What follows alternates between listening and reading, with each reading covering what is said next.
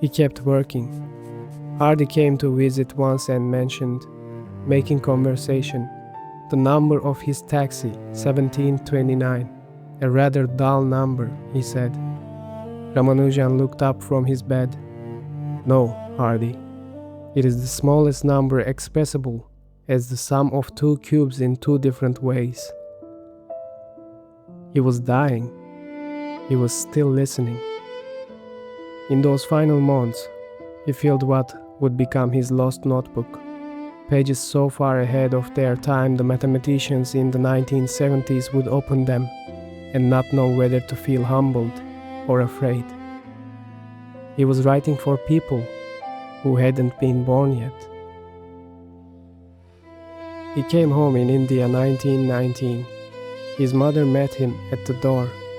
He had been gone 5 years. He weighed almost nothing. The doctor said the Indian climate might help. It did not. He died in April 1920, 32 years old, in that rented room in Madras, the notebook beside him.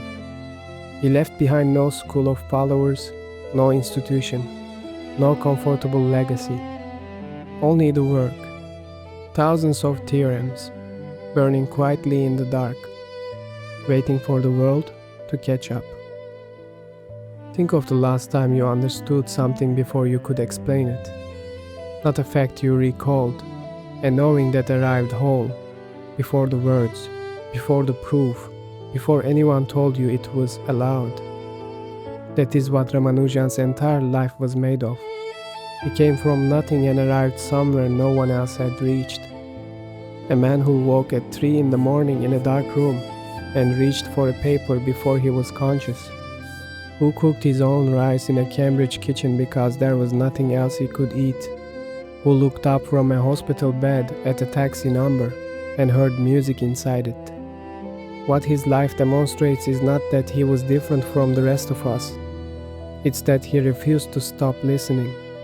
In the cold, in the hunger, in the dying, to something most people learn to ignore. He called it a goddess.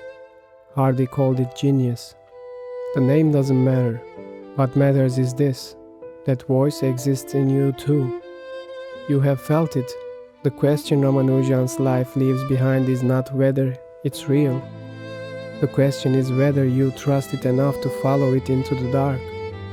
The notebook was still open when they found him. He was still listening.